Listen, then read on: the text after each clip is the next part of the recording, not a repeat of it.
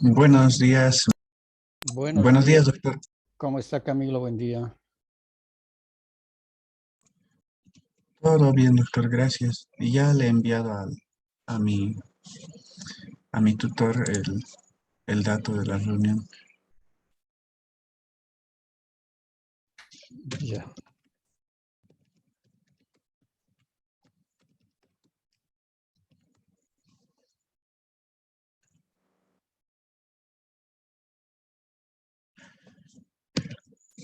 No se está conectando todavía, ¿no?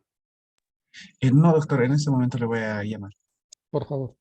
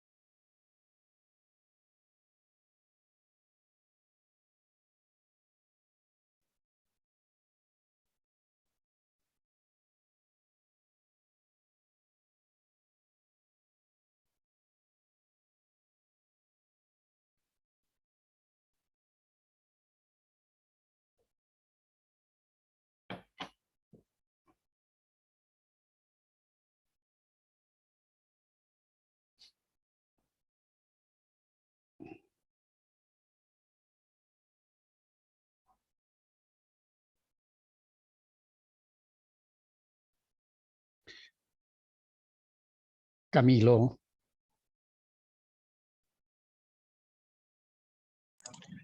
Sí, doctor. ¿Usted es Ernesto Camilo o Camilo Ernesto? Ernesto Camilo, doctor. Ah, ya. Entonces nos quedamos con Ernesto. Empezaremos mientras su hermano se conecta. Ya, perfecto. Si me da 2 segunditos. Lapiceros.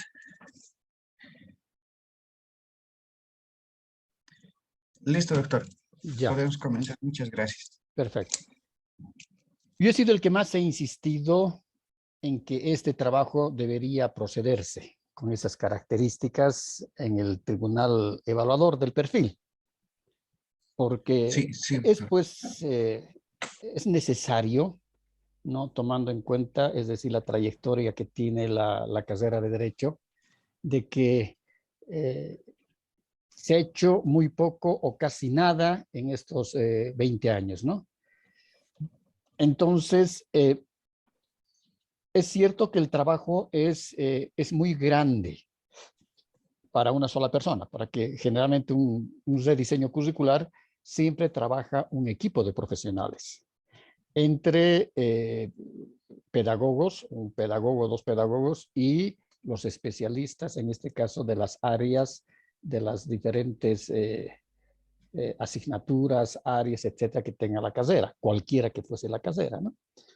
Entonces, eso es lo que yo les mencionaba, de que tal vez su trabajo debería estar, es decir, delimitado su objeto de investigación, ¿no? Porque lo fundamental es aquí, lo primero es definir cuál es el objeto de investigación.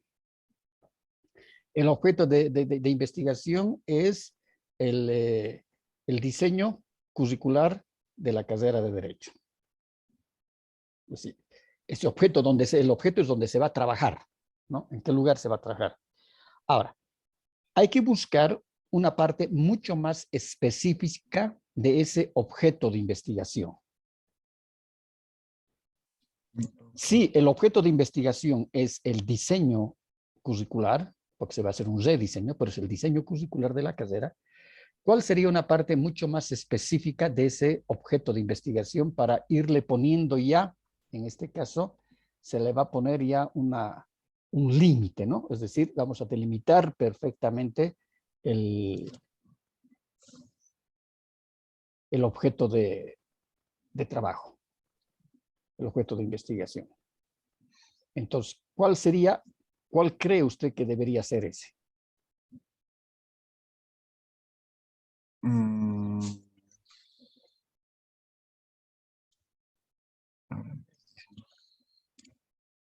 Las salidas laterales, doctor.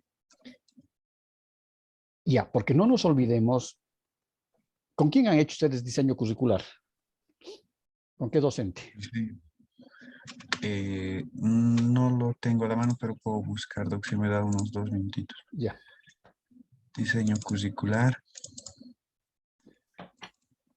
plan global. Con la Magíster Fabiola Quinteros Montaño. Fabiola.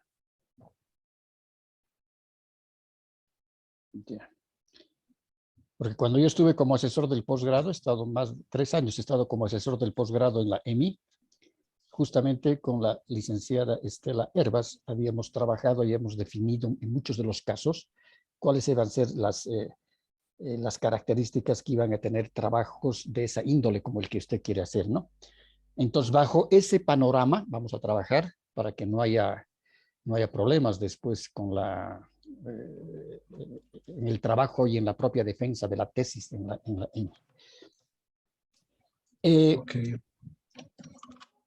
si buscamos la especificidad, que ese objeto, si el objeto de investigación es el diseño curricular de la carrera de Derecho, hay que buscar una parte mucho más específica.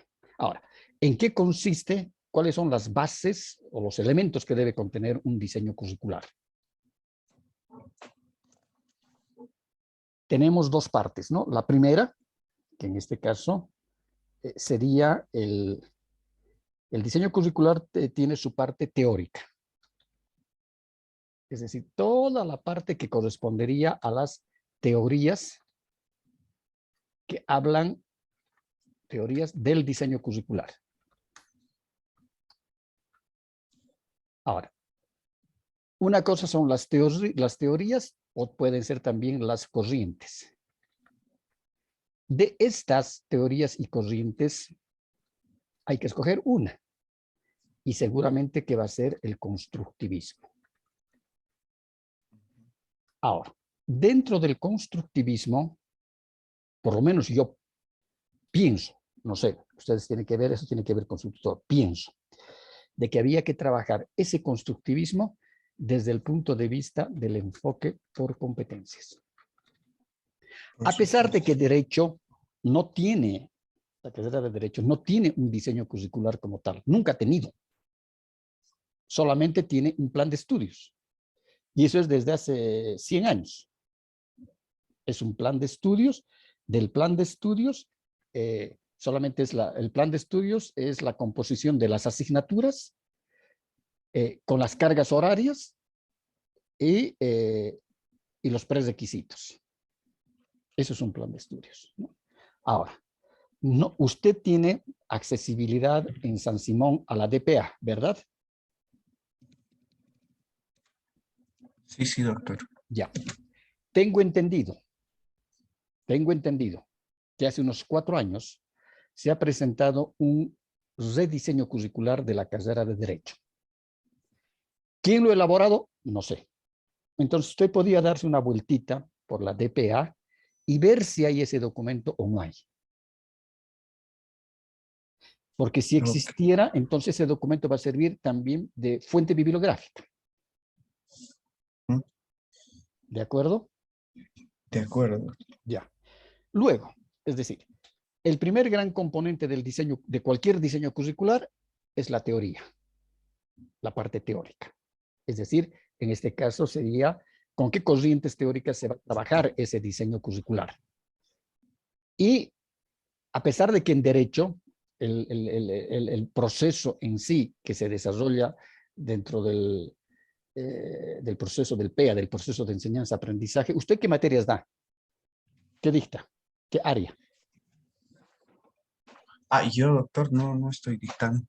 Yo soy funcionario administrativo. Allá, no dicta carreras, pero trabaja en derecho. No, trabajo en el departamento de organización y métodos. Hacemos reglamentos, manuales de procedimientos y funciones para toda la San Simón. Allá. Entonces tienen muchísima más opción de poder ver, entonces sacar información, ¿no ve? Sí, sí, Entonces, claro. va a ver entonces de que la carrera, es decir, en sí, si vemos cómo se desarrolla. ¿Usted estudia Derecho? Sí, soy abogado, doctor. Ya, Derecho en San Simón o en otra universidad. En San Simón, doctor. Ah, ya, entonces tiene conocimiento, ¿no? De cómo es la facultad y cómo es la carrera. El proceso de Exacto. enseñanza, aprendizaje y todo que gira en torno a aquello. Si nosotros queremos hacer una aproximación teórica, por ejemplo, queremos ver una aproximación teórica de cómo es aquello, vamos a ver de qué el enfoque que utilizan, y en este caso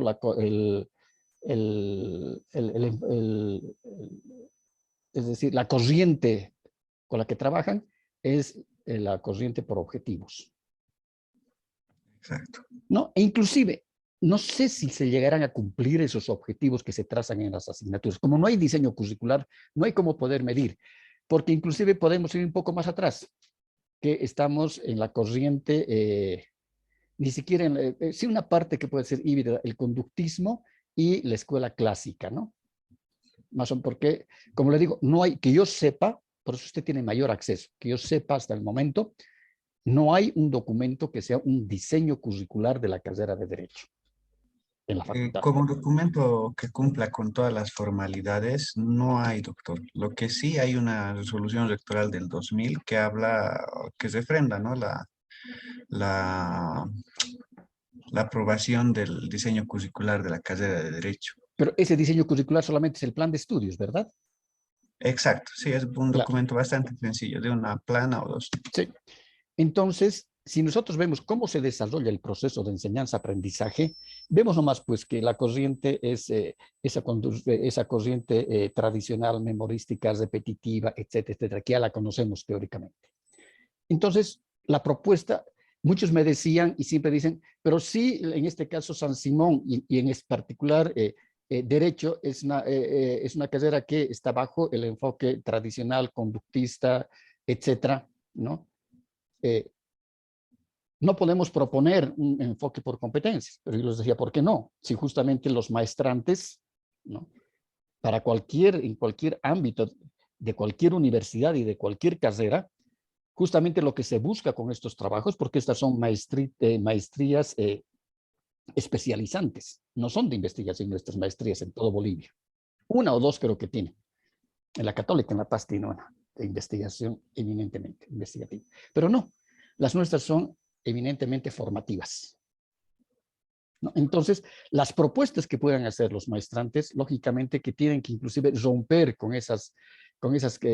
esas ataduras tradicionales que no deja llevar allá, y por lo menos las propuestas que van a elaborar en sus tesis va a servir como un referente para que alguien alguna vez pueda llevar adelante y implementar estas propuestas, que ese es el fin, ¿no? El fin es de que los trabajos no queden pues en los anaqueles de los olvidos, archivados ahí, sino que alguien se interese, en este caso las autoridades, puedan ver y decir, sí, se puede hacer esto. Porque usted sabe muy bien de que si vemos de hacer un rediseño curricular y ponerlos y realmente llevar adelante como debería ser, ¿no? Hay muchos intereses personales que se tocan. Y los Sí, intereses personales es justamente porque muchas asignaturas van a desaparecer y se van a incorporar otras asignaturas. Y ahí va a saltar pues el problema con los docentes, ¿no ve? exactamente, doctor. Ahora, independientemente de ese problema que puede existir, usted no tiene por qué, es decir, dentro de la investigación, hablar de esa problemática. No nos interesa eso. Por eso que hay que, muy bien, hay que delimitar, ¿no? Hay que delimitar ese objeto de investigación. Muy bien delimitado. Ahora usted ponía, por ejemplo, que el proceso, es decir, no hay aprendizajes significativos, no hay esto, no hay el otro, pero yo poniéndome del otro lado, decía, ¿cómo puede afirmarme una situación de esas? Si cuando nosotros afirmamos algo, tenemos que tener una referencia. En este caso, pues una referencia bibliográfica, puede ser un trabajo de campo, donde nosotros podamos agarrarnos y decir, sí, se ha hecho una investigación que dice esto, y no es solamente el criterio personal. Por eso hay que tener mucho cuidado, Ernesto, lo que se vaya a redactar, y principalmente para usted, porque usted sabe cómo es San Simón. Sí, Hay, sí. hay, hay demasiadas susceptibilidades, extremadamente son las susceptibilidades, ¿no? Entonces, muchas veces no hay que afirmar lo que no tenemos un elemento que nos permita justificar lo que estamos escribiendo y lo que estamos diciendo. Cito va a tener mucho cuidado, ¿de acuerdo? De acuerdo, doctor. Bien, luego, el primer gran componente del diseño curricular es las teorías sobre las que se basa el diseño curricular. El segundo gran componente, que yo siempre lo he llamado, ¿no? Es como si se trabajara una investigación de mercados. Es decir, no puede haber un diseño curricular si no se hace un diagnóstico. Y esta investigación es lo mismo que cuando nosotros hacemos una investigación de mercados para cualquier producto. Es lo mismo. Por eso es que cuando a nosotros nos contratan como consultores para elaborar diseños curriculares para las universidades privadas, siempre dentro del equipo de trabajo tenemos 1 o 2 ingenieros comerciales o mercadólogos, porque la segunda parte, como le digo, es la investigación de mercados. Ahora, en la parte en las tesis, nosotros llamamos generalmente el diagnóstico. Yo lo llamo el diagnóstico de la situación actual. Entonces, hay otro rasgo. Este diagnóstico, es decir, es el trabajo de campo. Este trabajo de campo se realiza en base a encuestas, entrevistas, grupos focales, etcétera. ¿Dónde encontramos nosotros? Por eso que en este caso en el diagnóstico, si vemos desde el punto de vista académico, el diagnóstico vamos a buscar cuáles van a ser los elementos para obtener la información. Elementos para obtener la información. Entonces, eso va a significar que vamos a tener que trabajar con poblaciones. Dentro de estas poblaciones hay que ver qué tipo de poblaciones hay que indagar. Si estamos hablando de la carrera de Derecho, ¿no? Serían en este caso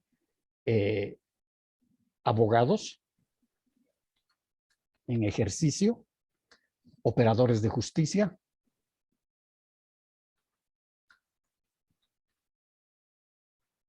y el mundo de los litigantes. Es grande, por eso el trabajo es gigante. Cuando hacemos un diseño, un rediseño curricular o un diseño curricular, es grande, ¿no?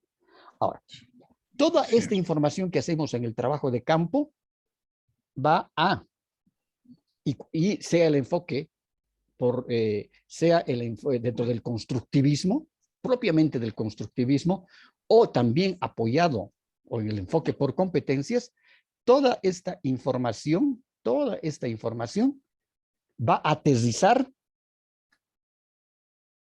en el perfil profesional. En el perfil profesional. Es decir, qué tipo de profesionales requiere el mercado laboral. Con qué conocimientos, con qué destrezas, con qué habilidades, etc. Es decir, toda la investigación, lo que llamamos investigación de mercados, desde el punto de vista de la mercadología o desde el punto de vista académico para las tesis, llamamos el diagnóstico de la situación actual, se resume en el perfil profesional. Si el enfoque que se va a trabajar es por objetivos, en ese caso, el primer objetivo va a ser el perfil profesional. Va a hablar del perfil profesional. Si es por competencias, va a hablar sobre las competencias generales, que es una cosa, las genéricas y las competencias específicas que va a tener ese abogado, ese futuro abogado, que le está dando en este caso el mercado laboral.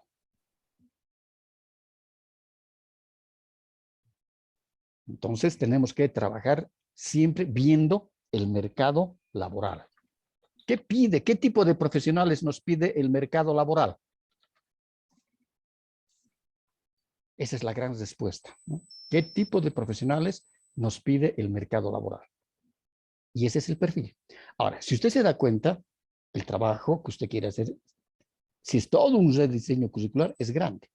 Porque después de esto, ya entramos viendo ese perfil profesional y esa información que nos está dando el trabajo de campo, este diagnóstico situacional, ¿no? Hay que ver en ese caso ya una parte del diseño curricular es el plan de estudios. ¿Y qué es el plan de estudios? El plan de estudios no es nada más que un papelito, como usted decía, y eso es cierto, ¿no? Donde tenemos las cargas, es decir, tenemos las asignaturas, los semestres o los años, las asignaturas, en algunos casos ni siquiera lleva la carga horaria total de la asignatura y los prerequisitos. Ahora, ese plan de estudios nosotros tenemos que graficarlo. Esa graficación, ¿no?, es la malla curricular.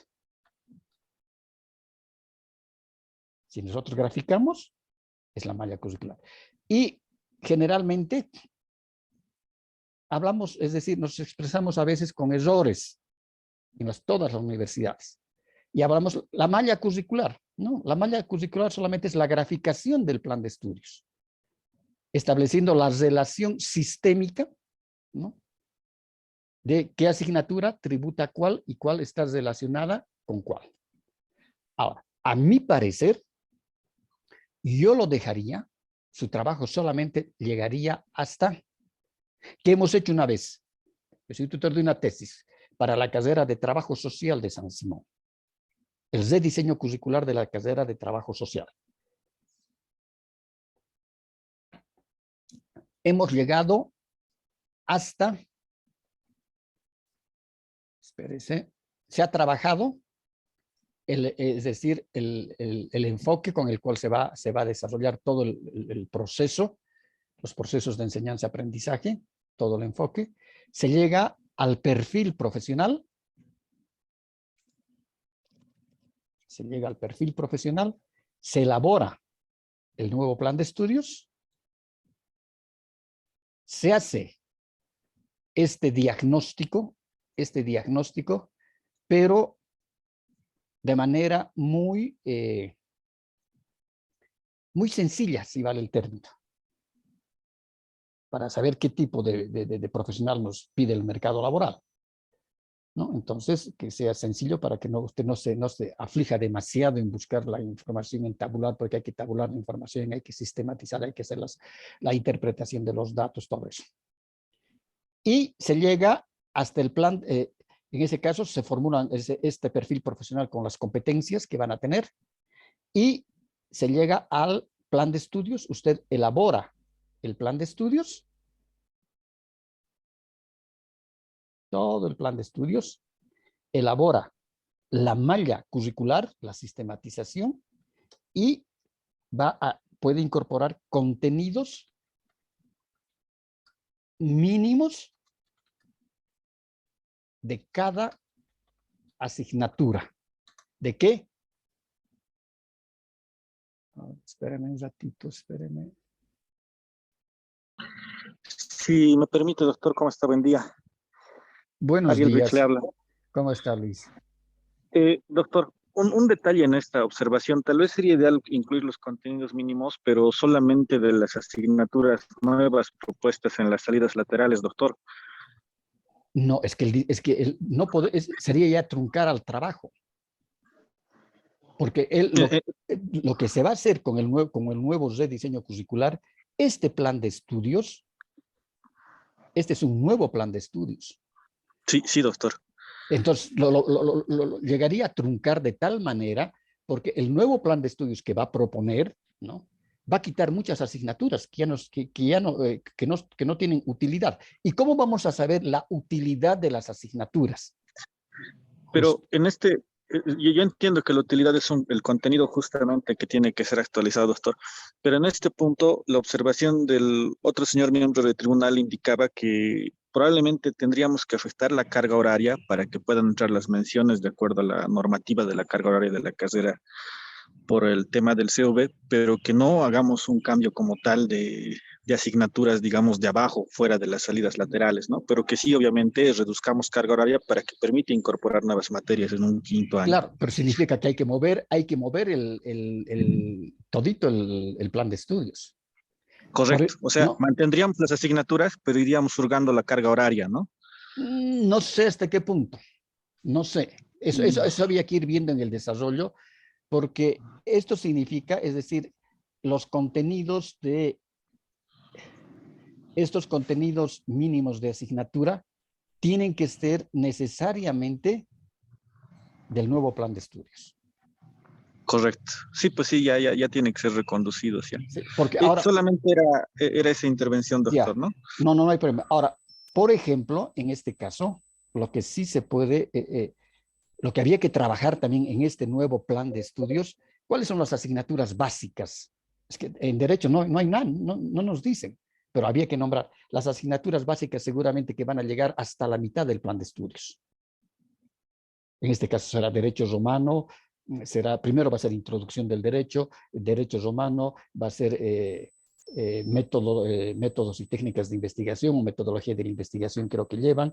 Después va a ser sociología del derecho. Hay que ver qué asignaturas van a ser las básicas y después van a llegar ya a la parte de las materias de la especialidad. Cuando llegamos, por ejemplo, en un segundo año, ya las salidas laterales ya las tenemos. Ahí hay que buscar las salidas laterales, pero hay que mover todo el plan de estudios por las cargas horarias. Claro, tendríamos que clasificar de acuerdo a la tipología de competencias las materias, como hace más o menos la mía en grado, ¿no? En básicas, genéricas y específicas, digamos. Sí, más o menos. Sí. Y obviamente en la parte específica ya tendríamos las salidas laterales, ¿no? Claro, pero eso va a significar de que el plan de estudios, ¿no?, hay que cortarlo. Sí, doctor, estoy de Seguramente acuerdo. que un segundo, me imagino que va a llegar hasta un tercer año. Me imagino que va a llegar con materias comunes, va a llegar hasta un tercer año. Y el cuarto año ya va a ser las especialidades. En este caso, no hay que llamarlas especialidades, hay que llamarlas salidas laterales, o para que puedan entender tal vez en el contexto general, ¿no? Que pueden ser con menciones. Antiguamente llamaban menciones, pero pedagógicamente y técnicamente llamamos salidas laterales, ¿no? Sí, Entonces, sí, en hasta ese, ahí y salen las materias. Pero los estudiantes ya van a tener una sólida formación en la parte general del derecho, claro, ¿no? Y de allá, y lo bueno es de que como la facultad, la carrera tiene semejante cantidad de estudiantes, ¿no? Entonces, no va a significar eso de que se van a retirar, es decir, los docentes se van a quedar sin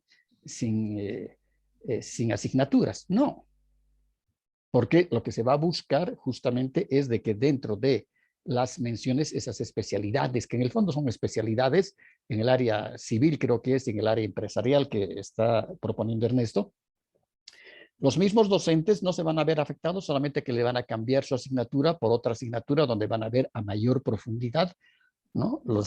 La temática que se va a abordar. No sé si están de acuerdo que el trabajo llegue hasta ahí, porque si no eh, va a ser muy grande el trabajo.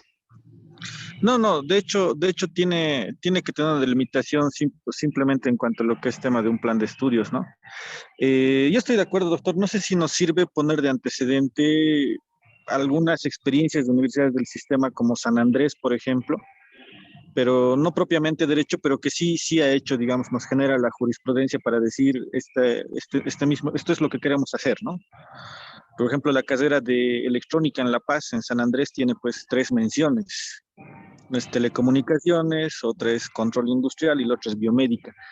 Pero la metodología del cómo se ha abordado, digamos, esto, no nos puede servir de referencia para decir que sí hay jurisprudencia en el CV para trabajar así, ¿no? Claro, eso es una maravilla. Ernesto, ¿me escucha? Sí, perfectamente, doctor. Ya. Yo le voy a mandar, Ernesto, el diseño curricular de la carrera de Derecho de la Gabriel Zené Moreno, Perfecto. que está basado en enfoque por competencias. Ese diseño curricular ha tardado en trabajarse buen tiempo, porque ha tenido que estar consensuado también con los docentes, ¿no? Pero al final, ese diseño curricular es el con el que están trabajando actualmente en la Gabriel Zené Moreno, en la carrera de Derecho.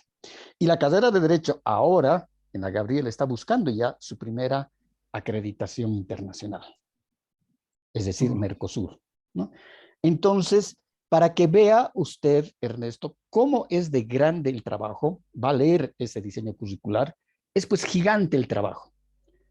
Y ahí le va a dar también a usted luces para que vea qué partecitas va a, qué partes va a trabajar en su tesis, ¿no? Viendo en este caso el mercado laboral, viendo el perfil profesional, viendo en este caso ese perfil profesional, las competencias que va a tener el abogado, ¿no? Y lo que sí le va a servir mucho para tener ver realmente cómo es un diseño curricular por competencias, que se está trabajando con ese diseño curricular ya desde hace más de 5 años en la Gabriel, 5 o 6 años. perfecto, muchas gracias, doctor. Luego, si se va a trabajar, es decir, lo que hay que hacer, hay que renovar, ¿no? Hay que renovar harto. Y lo que se quiere es que esto sirva como un referente para la carrera de Derecho, su trabajo que sirva como un referente para que alguien en cierto tiempo puedan ponerse de acuerdo entre ellos, las autoridades, etcétera, y que realmente se elabore el rediseño curricular de la carrera, ¿no? Eso es fundamental. Le voy a mandar algún material y ahora, ¿usted está de acuerdo en trabajar bajo el enfoque por competencias? Sí, sí, doctor, de hecho, Ya, parece más adecuado y perfecto. Yo me traje un libro de México, no sé mucho, se lo voy a pasar, lo tengo digital. muchas gracias. Es una guía para la elaboración de diseños y rediseños curriculares bajo el enfoque por competencias de Tobón, de Sergio Tobón Tobón. Yo he tenido la opción, es decir, la suerte de poder estar con él en México, de poder discutir un buen tiempo, conocer sus experiencias, ¿no? Conocer las experiencias que ha tenido el hombre, realmente es algo fabuloso. Y ese creo que es uno de los mejores trabajos que tiene Tobón para este caso en específico, para elaborar los diseños curriculares, y habla también de los rediseños curriculares. Inclusive usted, la innovación que también haría en la tesis sería lo que Tobón llama los proyectos formativos.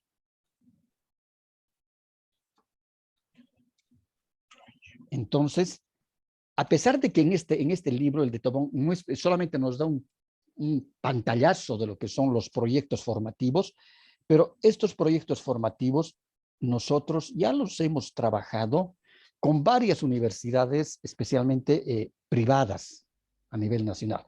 Y realmente le digo, es espectacular. Y en la carrera de Derecho saldría espectacular. Pero usted solamente también va a listar nomás las características, que se pueden poner 3 o 4 o 5 proyectos formativos que van a estar lógicamente en las especialidades, ¿no? En las menciones. Entonces va a leer ese libro, en qué consisten los proyectos formativos, y realmente usted se va a apasionar. Es algo maravilloso. Y llevar a la ejecución, no sabe.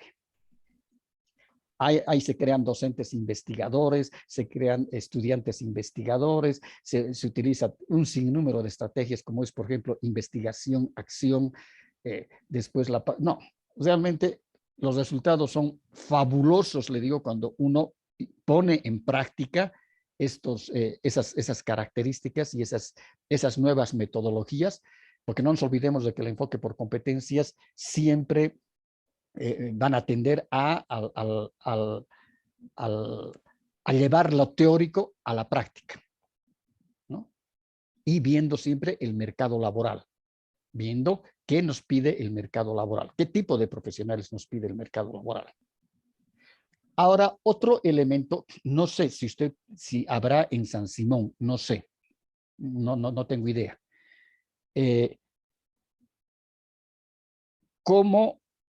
¿Cuáles son? Porque la CV, yo tengo ese material de la CV, sí, pero es muy genérico. Usted puede conseguir seguramente de San Simón, de medicina de San Simón. ¿Cuál es la base con la cual se hace la acreditación de los programas de las carreras ante Mercosur? ¿Por qué le digo eso? Porque en la guía que le voy a mandar de Tobón, si usted ve la guía, los componentes que tiene el rediseño curricular, y usted ve lo que pide, es decir, los estándares que pide Mercosur, ¿no? Riman totalmente. Totalmente están rimando entre lo que Tobón propone dentro de la elaboración de los rediseños curriculares y lo que pide, en este caso, Mercosur para las acreditaciones. Y eso es lo que él me decía. Es decir, no podemos dejar, me decía, no podemos dejar descolgado un diseño curricular o un rediseño curricular que esté flotando si ese rediseño curricular no está mirando, ¿no?, a que tenga que ser acreditado a nivel nacional o a nivel internacional. Entonces, no nos olvidemos de que medicina en Cochabamba, en San Simón, ya está entrando a la 3ª o a la 4ª acreditación Mercosur. Si no hubiera habido el problema de la pandemia, ya la hubieran vuelto a reacreditar en Mercosur, porque la acreditación Mercosur solamente tiene una duración de 5 años, ¿no ve? Sí, sí. ¿No? Entonces, Ernesto, usted puede sacar esa información, ¿no?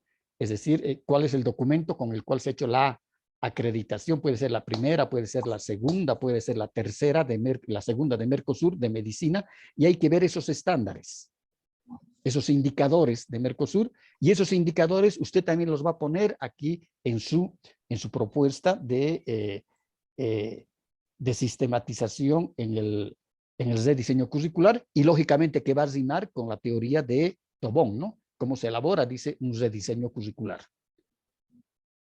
Ok. Preguntas.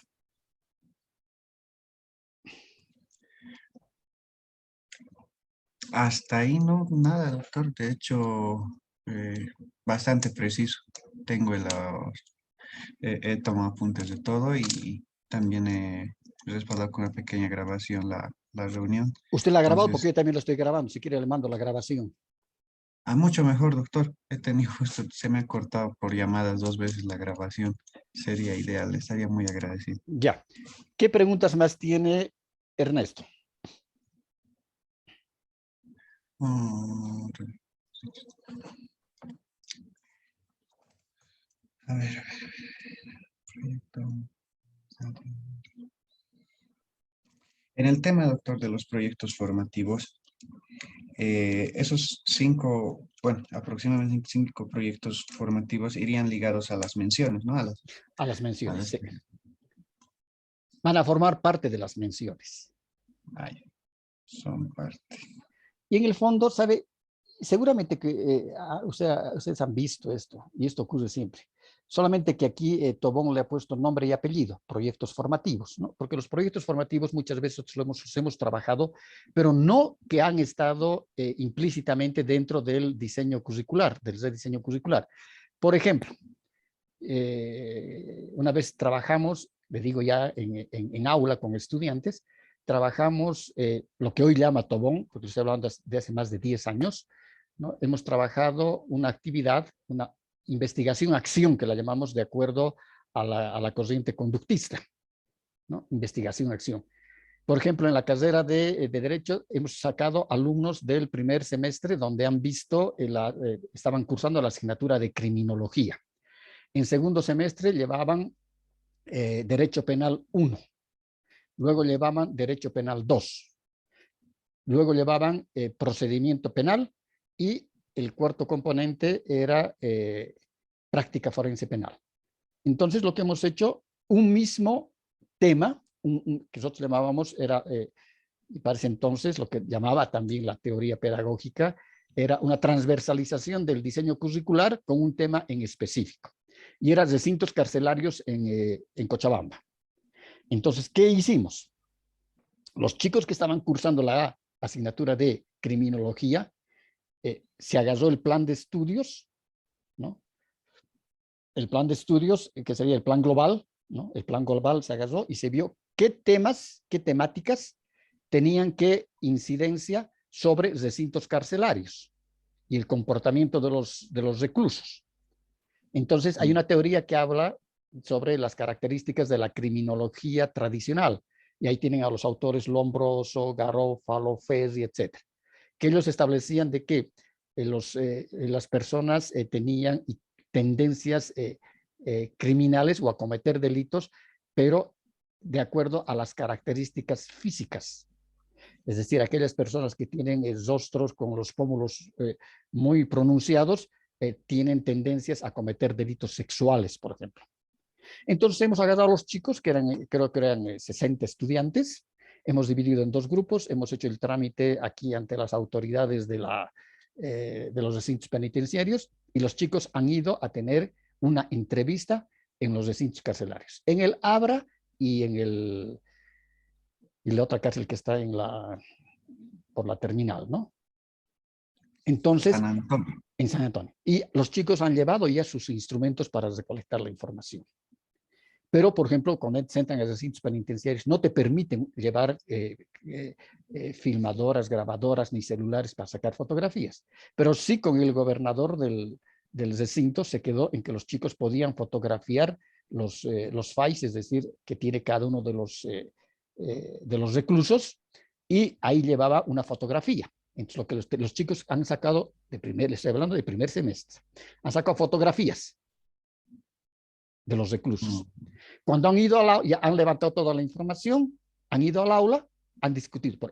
Es que ahí también hay que formar a los docentes, ¿no? El problema es también la formación de los docentes. Nosotros les hemos dado un taller de cómo se iba a hacer esa actividad. Entonces, después de que han recolectado la información, el docente con sus estudiantes han ido a debatir esas características y esa experiencia que han tenido en los recintos carcelarios. Y en ese caso han agarrado en pizarra lo que dice la teoría de Garófalo, ¿no? Y lo que muestra la realidad en los recintos carcelarios.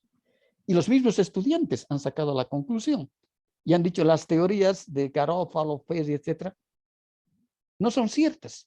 porque la mayor parte de los reclusos están es decir, por delitos de narcotráfico.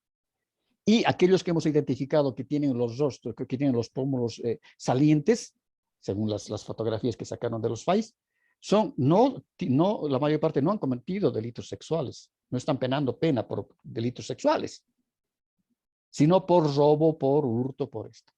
Entonces, esos estudiantes en su vida se van a olvidar la teoría en relación a la práctica. Con los del segundo semestre, que se lleva lo que sería en este caso la teoría del delito, ¿no? Otro grupo de estudiantes a los mismos recintos, con otros, en este caso, reclusos, también han llevado a los chicos sus instrumentos de recolección de información, han recabado la información, luego han discutido ya en el aula con el docente, hasta que al final, inclusive los de procedimiento penal, hemos pedido de que se nos pueda, que se permita sacar al azar, se ha escogido 2 reclusos, creo 3 reclusos, ya sus expedientes, y se han fotocopiado los expedientes hasta la sentencia, ¿no? Entonces, el docente de procedimiento penal, que había ido también a los recintos, ya ha levantado sus instrumentos con los estudiantes, es decir, sus boletas de consulta, es decir, sus cuestionarios, hojas de vida, todo han llevado sus instrumentos para levantar la información, ¿no? Y luego han visto el expediente de 1 o 2 y han empezado, según lo que han narrado, el recluso decía, yo estoy injustamente procesado.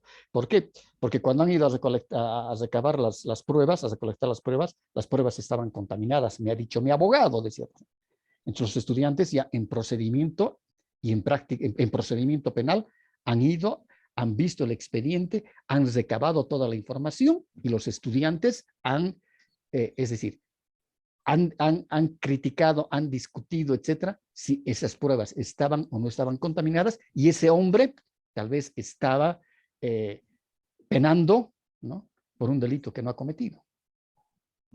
Entonces, esas experiencias para los estudiantes son pues únicas. Y eso es en este caso, a eso se refiere el enfoque por competencias. Eso es lo que buscamos con el enfoque por competencias. Y a ese trabajo, al final se ha reunido a los docentes que han trabajado con sus estudiantes de las 4 asignaturas y se ha sacado un documento único.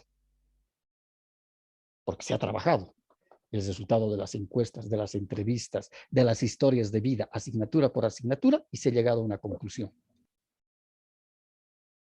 A eso es lo que ahora llama proyectos formativos Tobón. Pero esos proyectos formativos tienen que estar escritos. Tienen que formar parte del diseño curricular. Entonces, ahí van a escoger, en este caso, Ernesto va a escoger seguramente 2 o 3 proyectos formativos, 2 para cada una de las especialidades, ¿no?, de las menciones, que les va a servir a los estudiantes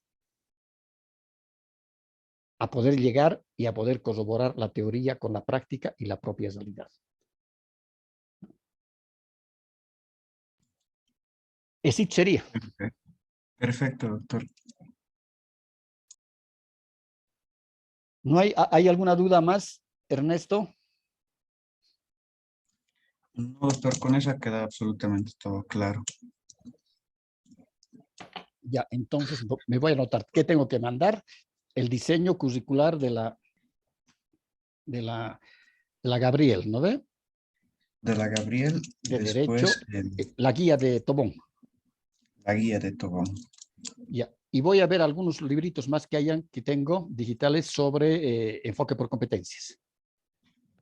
Perfecto, doctor, voy a estar muy agradecido. Muy bien. Ahora, lo que se tiene que hacer para que no haya, es decir, todo tiene su porqué, ¿no ve? Hay que concatenar todo su trabajo en relación a la asignatura. Por eso le pedía qué cosas había llevado con la licenciada que me he dicho, Quinteros, ¿no? Sí, sí, doctor. Ya. Entonces, hay que concatenar también, porque en ese caso no pueden estar pues los módulos de los módulos cursados, no pueden ser una isla en relación a la tesis. Por eso que, y en esa parte también la EMI es mucho más cuidadosa que otras universidades, que otros posgrados del país, ¿no? Entonces, siempre hay que relacionar la tesis que se está llevando a uno de los módulos que se ha cursado y también los elementos o las temáticas que se han desarrollado. Así que usted me va a mandar todo lo que ha avanzado, todo el material que tiene con la licenciada Quinteros para poder también concatenar su trabajo a esa temática y no haya una isla, ¿de acuerdo? De acuerdo, doctor. Y eso mismo le va a servir a usted cuando el tribunal le pida y diga, para cuando tenga que defender, en este caso, su nuevo perfil y después hacer la defensa privada de la tesis y también la pública, entonces va a decir, sí, los contenidos están relacionados, es el desarrollo del proyecto, o de la tesis, perdón, está relacionado también con los contenidos, en una parte de los contenidos temáticos avanzados en el módulo de diseño curricular, ¿no? Es para que no exista islas. Otro elemento fundamental, antes de que me olvide, es en el marco teórico de la tesis, tiene que haber posicionamiento. Eso es lo que hemos llamado el posicionamiento teórico. Y eso lo hemos discutido en la EMI durante 3 años a nivel nacional, con todos los posgrados de la EMI, ¿no? El de La Paz, el de Cochabamba, el de Santa Cruz y el de Riberalta, que son las 4 unidades académicas que tiene la EMI en Bolivia, en el posgrado. Entonces, al final, Cochabamba se impuso, ¿no? Nos hemos impuesto de que vamos a llamar a ese aporte que hagan los maestrantes el posicionamiento teórico. Ese posicionamiento teórico significa que cuando se va desarrollando el marco teórico, ¿no? Se va desarrollando. Y cito también, porque no se olvide de que en su perfil tiene que tener un marquito teórico, ¿no ve? La teoría nos dice, a la luz del marco teórico, se formula la hipótesis. Entonces ahí va a empezar a trabajar ese pequeño marquito teórico. Ya después usted lo va a complementar para la tesis. Entonces, en ese caso, hay que hacer el posicionamiento teórico. Eso significa que usted qué piensa como investigador. Si Tobón dice esto, si Frida Díaz Barriga dice esto, si Moreno dice esto, si Pedraza dice esto, ¿qué dice usted? ¿Está de acuerdo o no está de acuerdo? Ese es el posicionamiento teórico. Y eso más le voy a mandar un tip sobre marco teórico del posicionamiento. ¿De acuerdo? De acuerdo, doctor. Bien, quedamos ahí entonces. Me va a dar por lo menos 48 horas, porque ahora ya he empezado clases en los posgrados. 48 a 72 horas en que le voy a mandar el material. ¿De acuerdo? De acuerdo, doctor. Le quedo muy, muy agradecido por todo el apoyo y las aclaraciones. Perfecto. No, cualquier cosa me consulta nomás. ¿Quedamos ahí? Sí, está bien. Muchas gracias, doctor. Perfecto. Entonces, cualquier cosa me avisan. No. Listo. En esto quedamos, doctor. Muchas gracias. Tenga buen día. Hasta luego.